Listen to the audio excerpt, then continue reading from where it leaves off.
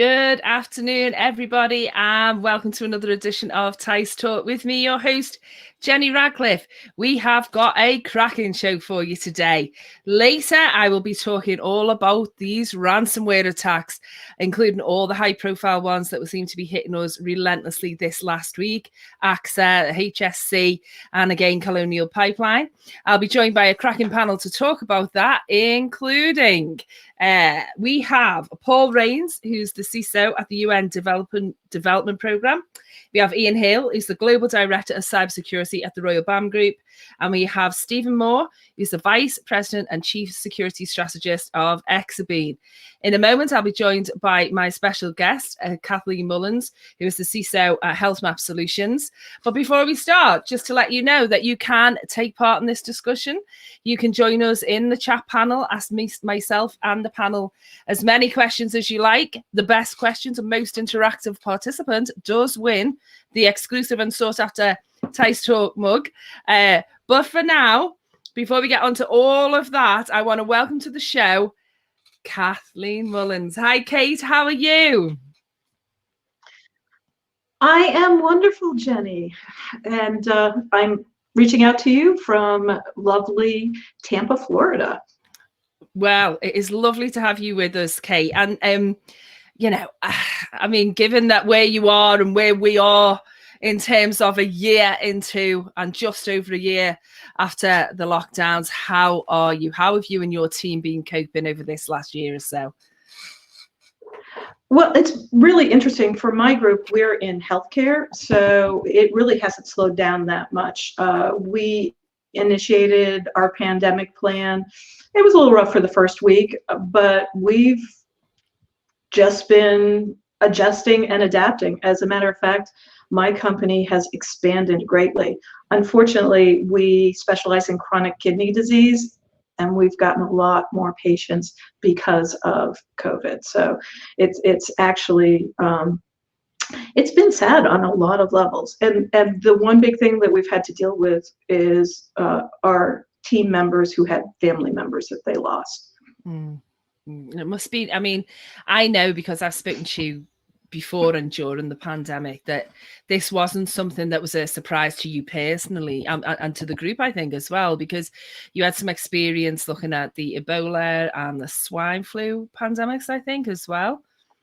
Can you tell us a little? Yeah, well, yeah, sure. So in terms of the swine flu, I was CISO at Tampa Airport when the swine flu hit, and I had a daughter who was in middle school at the time and was away at a summer camp, and I got a phone call saying, you need to come get her, or we'll put her on a plane. And it's like, no, you cannot put somebody on a plane to come into my airport with a contagious disease. So I was quarantined with a middle schooler, which was exciting. And then later on in my career, because this keeps happening as a CISO, I was working for Adventist Health.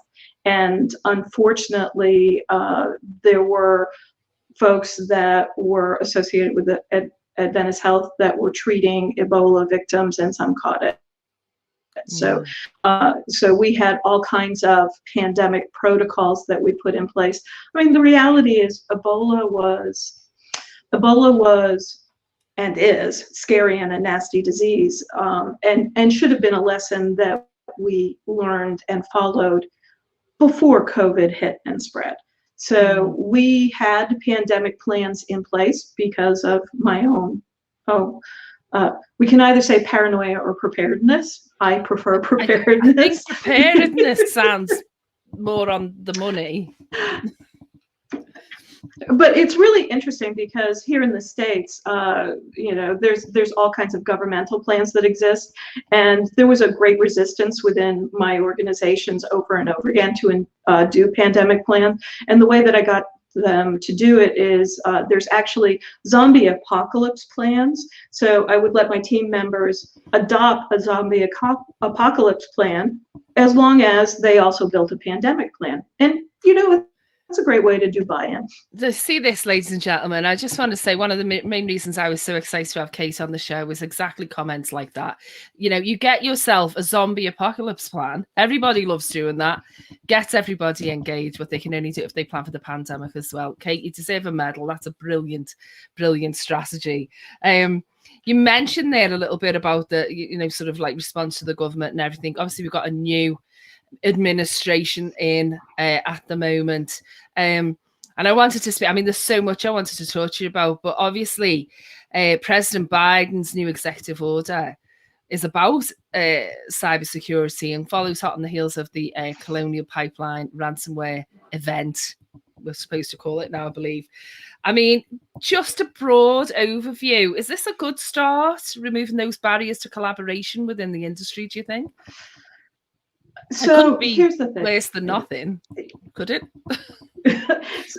So here's the thing. It's a good start for the federal government, and there will be some flow down that people can take advantage of.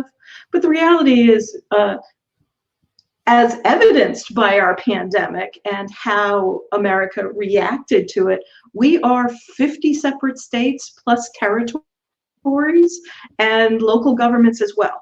And then you take in private business. The reality is that executive order really addresses the federal government and their contracting, which is big and has big weight, but it leaves almost everybody else out in the cold. And that actually kind of made me sad. So when I was a CISO in an organization in California, when Kamala Harris was Auditor General, and back in 2016, she actually put out a report of the Auditor General that said, if you don't implement the CIS, the Center for Internet Security's critical security controls, it constitutes a lack of reasonable security. I mean, this is back in 2016. And so I was actually sad that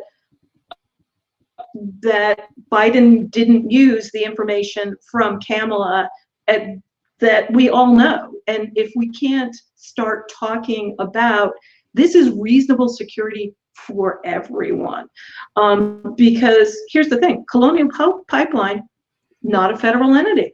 You know, yeah. So all of those rules really don't even impact them. So I mean, he said that the federal government must lead the way. Just for those of you not across this order, it's removing barriers to sharing breach and threat information, modernising and implementing strong cybersecurity standards in federal government, as Kate said, and the government must lead the way. I thought this would be interesting for you. The Cybersecurity Review Board, who I can't imagine being anything other than rather busy, modelled after the National Transportation Safety Board used after airplane crashes. So that, I mean, what's your view on that? Is that, I mean, they're going to be full time surely at the moment.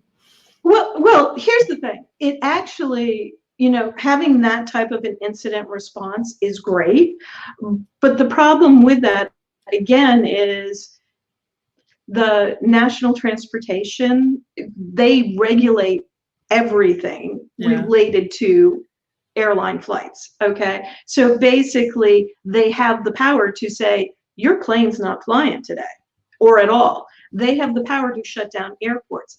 The federal government really can't do that. And the thing is that, I mean, they can shut down the federal government, but they can't shut down the rest of business, and they can't make people do things. I mean, and don't get me wrong, there is stuff in there that I really like. The fact that they're even talking about IoT, the fact that they're talking about standards, you know, so here in America, whenever you buy anything that plugs into the wall, there's actually a little tag that is on it that says that it's authorized. The fact that they're talking about doing something similar for IoT, awesome. I mean, it's actually something that I've been talking about for years now, that there should be some minimum security standard for IoT, the same way we have a minimum security standard for electricity. So, I mean, there are some good pieces. It's just really, I was just disappointed. That's all. Do you know, it's interesting to me. We've got some comments in the chat here. One's from Tony saying we share every single piece of information about any problem in air transport, but in Infosec we do the opposite. And it's that thing. There's a phrase that's becoming something that comes out on a lot of our shows that Steve from MasterCard coined, I think, which is the cloak of complexity. When I read Biden's executive order, I thought really what it was trying to get at was transparency. Really, that seemed to be what he was trying to get the ball rolling on. But it's transparency at the federal level. Yeah. So I'm in healthcare, and in healthcare, we have to disclose everything. I mean, it is one of the requirements. I mean, so even if we reasonably suspect that there might be an incident, we have to disclose it. But those regulations in America are only applicable for things related to healthcare. Yeah. And we have some more regulations that are EU GDPR light in terms of disclosure requirements, but the EU actually, because of GDPR, has more transparency in terms of letting people whose data is held know that there's a problem than we do here. So, I mean, there's a lot of services that, if my auto mechanic is hacked, I'll never know it, and oh, by the way, my auto mechanic, because before I'm sure at some point I had unprotected energy charging with my car and my phone. My car probably has contact information in it that could be at, so I mean, it's one of those, it's just this kind of slippery slope that we flow down. So, I mean, yes, it is better, but it's, and look, perfect is the enemy of good.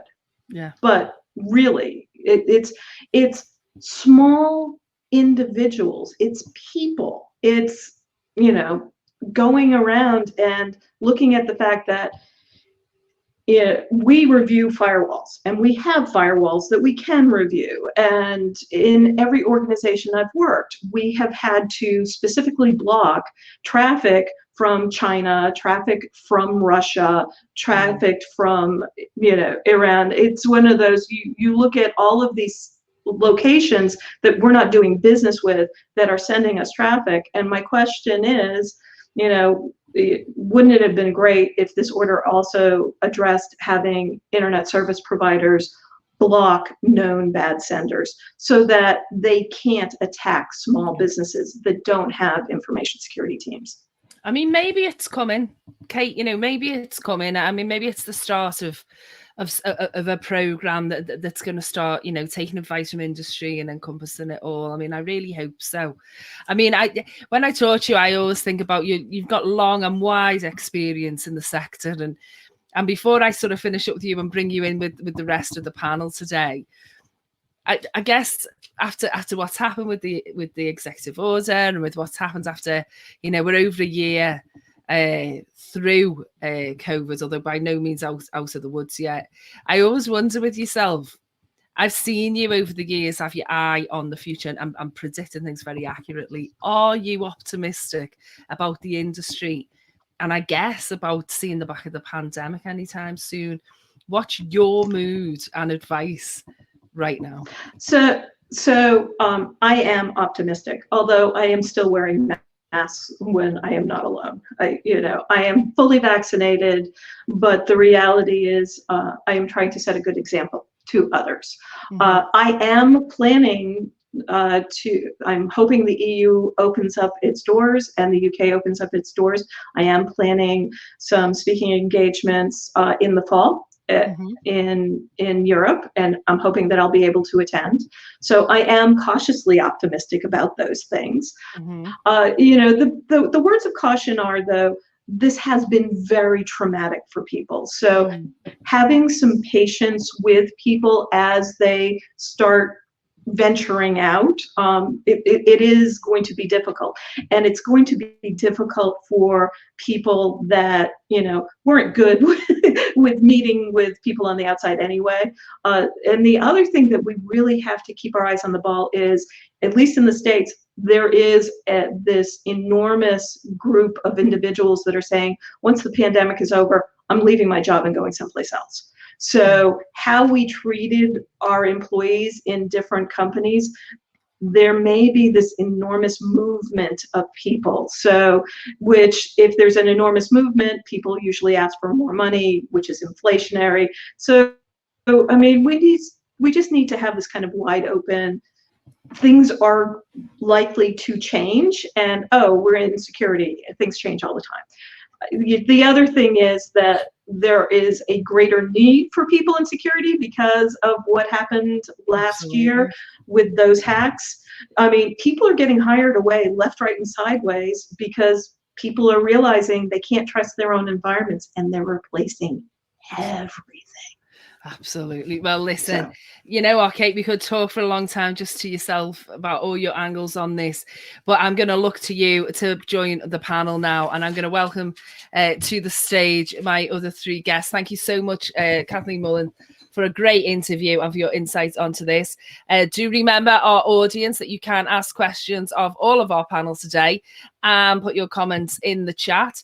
We are going to talk now about those ransomware issues. Thank you, Kate, and welcome to the stage Paul Rains, who's the CISO of the United Nations Development Programme, Ian Hill, who's the Global Director of Cybersecurity at the Royal BAM Group, and Stephen Moore, Vice President and Chief Security Strategist from Exabeam. Welcome, all of you. I couldn't avoid it this week. We did have a different news item planned, but there was no way that we could ignore this. High-profile ransomware attacks in the news, from Colonial Pipeline to Ireland's Health Service and today to AXA. You know, Ian, if I can come to you first, you've previously said we are entering, I mean, you said this prior to the couple I've mentioned, we are entering a dark and dangerous area. Is it safe to say that we're in it and that the exit's closed? I mean, what's your take, top level, on all these attacks? I think where I'm coming from that perspective is that, you know, we are seeing a huge escalation in either directly state-sponsored or state-enacted via the proxies. You know, and it's just, if you look back at last year with the SolarWinds attack, and now you've got the Colonial Pipeline, you've got the NHS in Ireland, we're seeing a big escalation in big attacks, and these attacks are now affecting infrastructure, and in the case of the Irish Health Service, are impacting people's lives. So, you know, what I'm seeing here is you're seeing a drift from cybercrime for money, which a lot of it is anyway still, but you're seeing a drift which is now cyber terrorism. And, you know, where does it go then? Cyber war. And as you know, last year, end of last year, the government had a strategic review. And as part of that review, it was stated that the UK would consider using nuclear weapons as a Trident, in fact. My God. God. Yeah, that's the only we've got. In response to a catastrophic cyber attack. So what we're seeing then is, if cyber attacks are getting to the point, the technology getting to the point that a well-coordinated, multifaceted cyber attack could have devastating impact on a country, to the point that their only response is something like that, which is quite terrifying, really. But I think this is just the inevitability of, like in all wars, technology plays a massive part, and in most cases, technology has been a winner. So, you know, where you look where technology is being used now, this is my concern for the future. Absolutely. I mean, Paul Rains, CISO at the UN Development Programme, and a man who has more experience than most of us around the nuclear sort of capabilities. Perhaps you wanted to explain that comment in a moment, but what's your take on what Ian said? Cyber terrorism leading to cyber war. These attacks are getting geopolitical in nature, aren't they, sir? Right. Well, you know, I started out my career in the Air Force as an ICBM nuclear missile launch commander, and then went on as a nuclear war planner.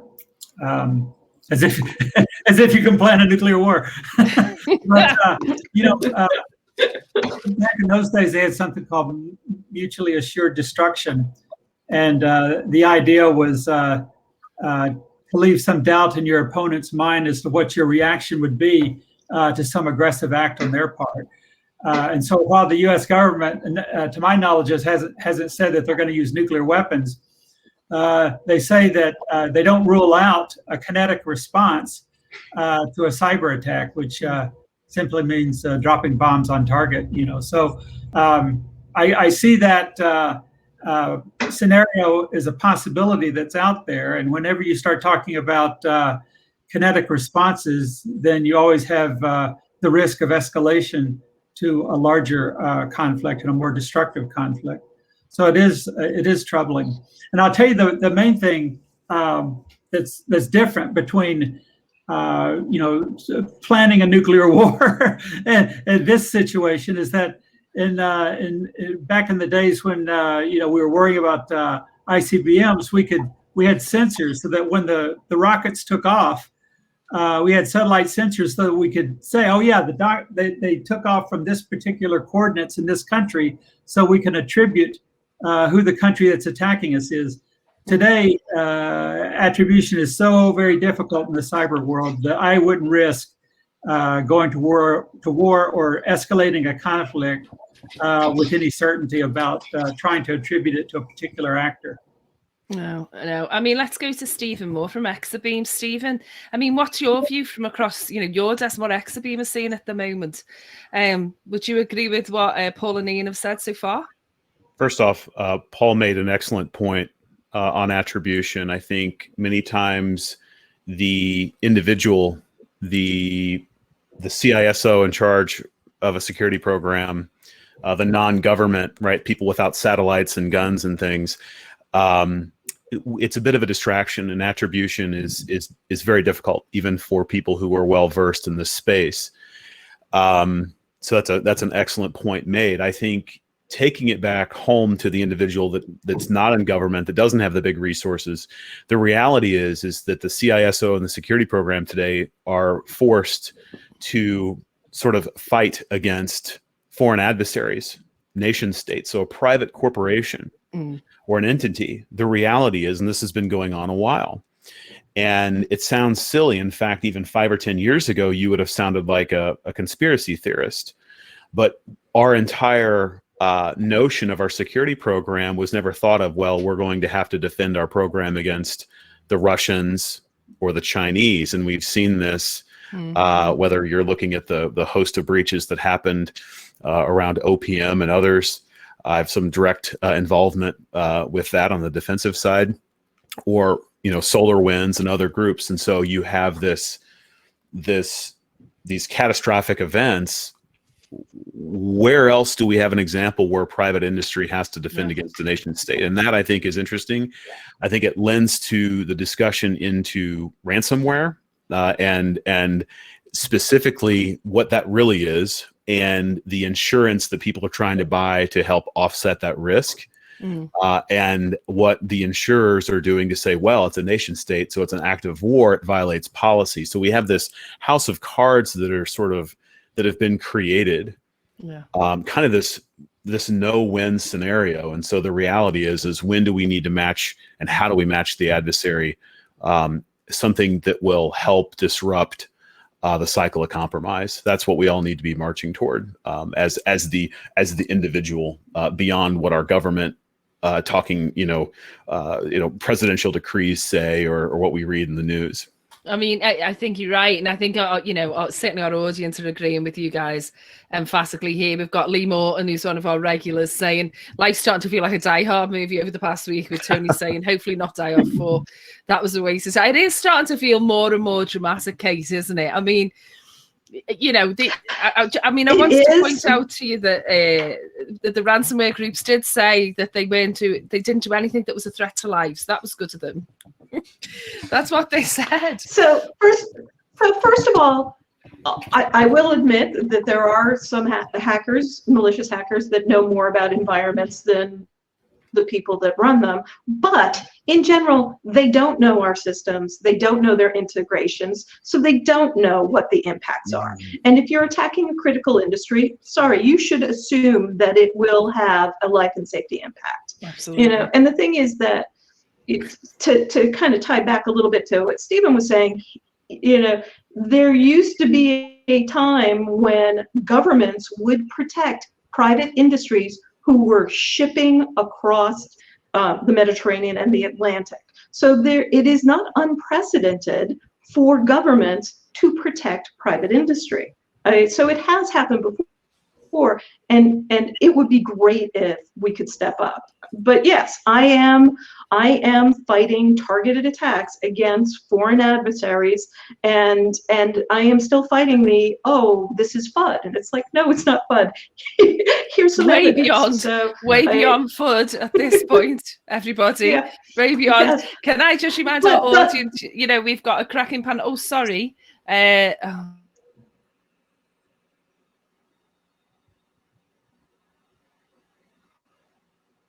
Where's Jenny gone? We lost her. Need to get her back. Hold on just a minute. I really shouldn't be on stage. Kathleen, congratulations. It's now your show.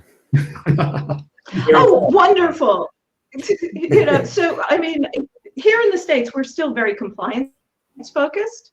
So, and in terms of doing full security attribution of the attackers, I mean, it has always been two big things that are kind of best practice. You should not do retaliation attacks, which the American government is now talking about doing, and they can do attribution better. And the other big piece of advice is don't pay ransom. And I don't know how you guys feel about it. Personally, in my organization, we've always recommended against paying ransomware and being able to back up critical systems. So, Paul, you want to take that one? Back, everybody. Sorry about this. I think it's whenever you mention these Chinese and Russian ransom gangs, they just seem to be zapped clean off the stage. Kate, thanks very much. Paul, maybe you want to take that question from Kate. Well, I work for the United Nations, so we couldn't pay ransom even if we wanted to. So that's completely off the table. But in general, I wouldn't recommend paying ransom anyway. It's like I've got problems with raccoons in my backyard getting my trash can, so I go to great lengths to make sure I secure the top of my trash cans with bungee cords, because I don't want my yard to be viewed as a source of food for these guys. And it's the same way for a company. If you pay ransomware to hackers, you're going to be seen as a source of income for them, and they'll just keep coming after you. Ian and Stephen, do you guys agree with that? I completely agree that you can't pay ransoms because you're just funding it. You're just going to make the whole situation worse. But if I could, I'd just like to take up a very important point that Stephen made, actually, and I'd really like to bring that up. Stephen made a very good point that businesses can't be expected all the time to be defending off nation-state attacks. I did my degree in history, and if you compare things like Second World War, it's like saying in London during the Blitz, we got nothing to defend against the bombers. All you've got to do is build a bigger Anderson shelter and hide underground. I mean, I think it's getting to a point, and I think Stephen's very valid point here. It's getting to a point where governments have got to start doing something more proactive, looking more to offensive, rather than just telling us what to do from a defensive capability. So, and I think that's a very valid point Stephen brought up. Stephen? Yeah, I think you want to just kind of close this part out for me? Right. I think the point I would add to that is, in many cases, at least in the States, the private industry is sort of being attacked from all sides. And what I mean by that is there's the adversary, there's the belief that they're maybe protected with their existing sort of legacy controls and their insurance policy. And then there's our own government that will often penalize a failure. So you have, and meanwhile, the government has an open door to fail all at once and its contractors with no sort of transparency and clarity back into the source of the failure, which I know we're heading into some of the other examples, but there's no transparency or very little there. There's no lessons learned share because it's all classified, and many times government licensing organizations and stuff will come at you when and if you do fail. And so it is an issue. Now, I think there's a minimum amount of things we need to do. We need to start thinking more of what are we creating, and does that match the speed and velocity of the adversary? what is our definition of good, which as a security program leader, CISO, we need to get better at defining that, because I think we do a very poor job of what is good. There's too many distractions and not enough clarity of what are the things, and moreover, what does a CISO agree to own going into the job? I'm even talking to CISOs about how they're interviewing differently based on all of what we've just discussed. So I mean, this is a great point, Stephen, to get onto the discussion of our topic today, which we are going to move on to very shortly, which is the CISO of the future. But just as there, I was wondering if our Tice elves, who are very, were willing to step into the breach then when my connection went again, can just check, as we're getting reports live as we speak from Reg, saying that Graham Cluley is reporting that the Conti gang are claiming they've hit Moss Bros, which is a large sort of menswear retailer in the UK. Thanks for posting that, Reg. We're trying to see if we can find whether that's true before the end of the show. We've got some comments here from Chris Bacon saying active defense seems to be gathering a lot of traction. Attackers will get in regardless of how much you spend on prevention. So what next? What do you do once they're in? Create the illusion of an expanded attack surface. So we've got some great comments coming through, some news. Hopefully the Tice elves are looking at it for me and seeing if that's true, if we can confirm that Moss Bros are now the subject of ransomware. I think for me, just to close this out, I am a professional negotiator. I've been negotiating for years. I have helped clients negotiate when their insurance company and their lawyers and law enforcement have advised them to pay to avoid things like GDPR fines and other things. Sometimes it's a business decision. I think of course, it's not plan A, B, or C to pay cyber terrorists, in the words of Ian. I think it isn't. But I think when you're calm, you're asking someone effectively with a gun to their head to see the wider picture. And sometimes on an individual case-by-case basis, that isn't always the case. And unfortunately, I think this is going to carry on. So I want to close out that section and say thank you to all of you on that. And just before we close this on ransomware, I've got such a fantastic panel today with such years of experience. What would your advice be to CISOs and to your colleagues who are listening to this show now and will listen to it on record later on demand, to prepare for these huge ransomware attacks? What should they be doing if they haven't done already? Who wants to take that first? I'm kind of like, if anyone got the answer on the tip of the tongue, just do this, it'll be fine. Who wants to answer? I can only speak from the world I live in, construction, and we're not a big, construction industry is not IT literate to a great extent. We don't have the money, so very much looking to more automation and orchestration of security tools and capability, because we don't have the people or wide levels of expertise to deal with these sort of things. We looked more to the technology to take the initiative for us. So very much automation and orchestration is very much where we're going within the construction industry. Thank you.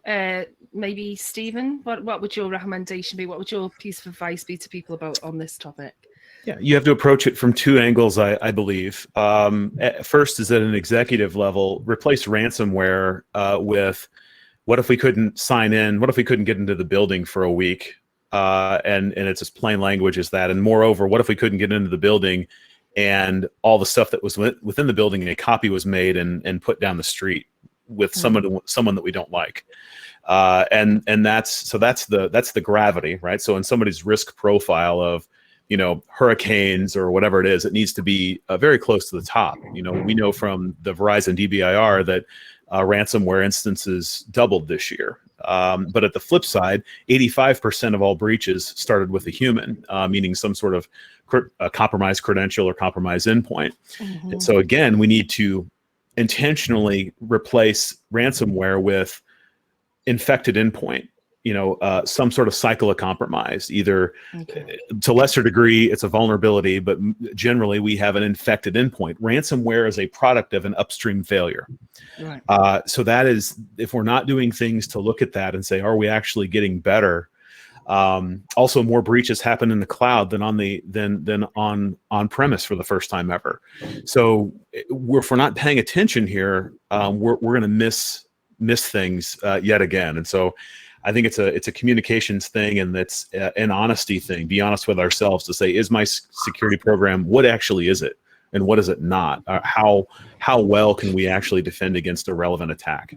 Thank you, Stephen. Just very quickly, can I get maybe Paul and then Kate's just piece of advice on this one before because I know we could talk about ransomware for the entire show, but we do need to get into our topic. So Paul, just right. Well, for ransomware, at the end of the day, it's about one person clicking on an attachment or a link that they shouldn't. So I think you need to focus on technical controls. So for example, we use Office 365 and we've subscribed to Advanced Threat Protection, so that actually scans those malicious attachments and prevents people from going out to those malicious websites. And we put in multi-factor authentication, which helps defend against these phishing attacks. So I think that's what CISOs should be out there focusing on, is trying to put in technical controls to try to take the human element out of the equation. I couldn't agree more. MFA has saved a number of my clients over the last couple of weeks. Unbelievably, just that one thing has prevented really very serious breaches. Kate, would you just want to close this one out with one piece of advice, and then we'll all be fine? I think one of the big things is having system monitoring, and especially endpoint monitoring, and that includes laptops, workstations, and servers, and firewalls, the whole thing. You really need to have some monitoring. And the thing is, most people can't afford it, which means that you need to look at partnerships with companies that can do that monitoring for you and can actively defend your environment. Brilliant. Thank you so much, Kate. Well, I can confirm it does seem that UK high street retailer Moss Bros, they're the people in the UK, just for our US guests. Moss Bros are the place where if you're going to get married, or you're a groom or a best man, or you're part of a wedding, where you go and hire your suit. And it does seem to be that Moss Bros are confirming to staff initially that they've suffered a data breach exposing employee information. I mean, this is, we've got the actual pandemic. There's a pandemic of ransomware at the moment. It's everywhere. It's touching everybody. Thanks to Reg for raising it, for Chris, for Carl rather, and to Robert Sparks, who is right now drinking his tea from his teissTalk mug because he did win in a previous episode. So I want to say thanks to everyone. We are going to leave the topic of ransomware here, but I can imagine that going forward, there'll be more discussions on ransomware on the show. So if you're here now, make sure you look out for that, because I'm sure we're going to roll with the news items. We've not got that long to go, but the actual topic of the show today was the CISO of the future. And it kind of makes me laugh when we're doing this, because I was doing some research on this for you guys, and I did see the Forrester reported in 2020 6 different types of CISO, only one of whom was a post-breach. There was ones called things like compliance guru, customer facing. I mean, Paul, which one are you? It feels like a horoscope. When I saw that, I had a little chuckle, because I was thinking of I'm a Trekkie, so there's a Dr. McCoy who always has a tagline that says, "Damn it, Jim, I'm a surgeon, not a blah blah blah." And you've done it now. You've mentioned sci-fi shows. That I could tell my boss to go, "Oh, damn it, Jim, I'm a steady state CISO, not a customer facing evangelist." So I don't know. Every day you're playing one of those roles, but you can't pick which one you are. It's not like you're going out there and playing shortstop or wicket keeper. It's just you play a lot of different roles as CISO.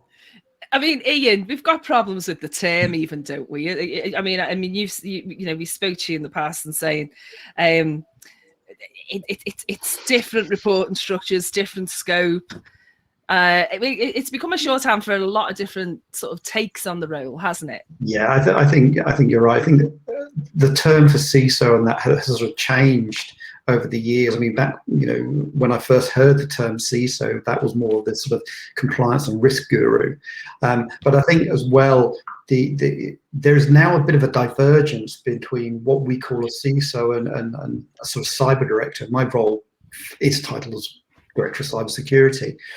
And I see that more as a slightly different from the traditional aspects of the CISO, which from my experience does more come from the sort of compliance, the governance aspect.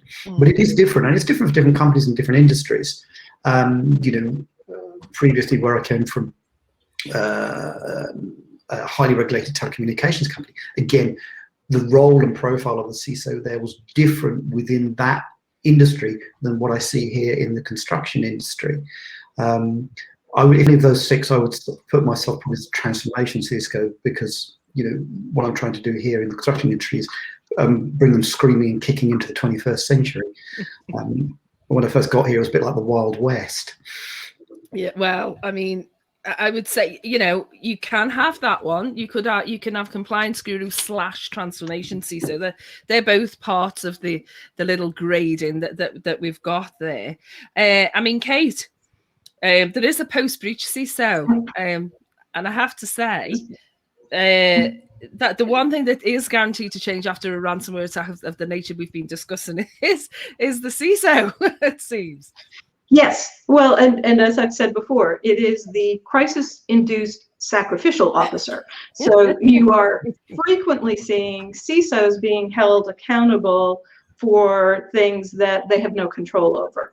Rarely are you seeing CIOs or CEOs replaced because of these type of events, when the CISO probably has been recommending things and the executive leadership has accepted the risk.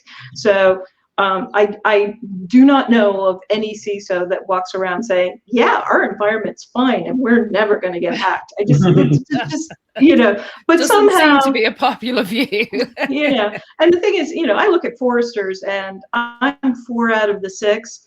I dream of steady state, but by the way, because I'm a CISO, I rarely sleep. So those are waking dreams. It is. I think our roles are changing. I think that what I'm seeing is more and more CISOs are reporting to executives, and more CISOs are reporting on security state to boards, but we're not there yet. No. It's a really new role within organizations. I mean, CISOs just haven't been there, and our roles are changing.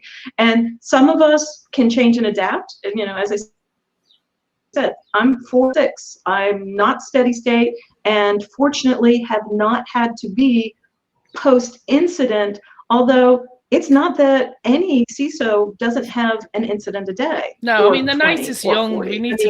We need to be careful. Don't tempt fate. Everybody touch wood. Yeah. I mean, Stephen, just thanks, Kate, for that. But I want to come to Stephen. I suppose we've got to get everyone's final thoughts on this. But looking forward into the future, how's it going to change, Stephen? Do you think we can even predict anything anymore, given the last 18 months? Well, it's, predictions are usually worth about as much time as it takes to put them together. And then even then, unless they're from Kate, by the way, who predicts the whole thing. But yes, absolutely. And I think that it's interesting that we have, a 6 versions of a CISO, which are not untrue. It's all very true.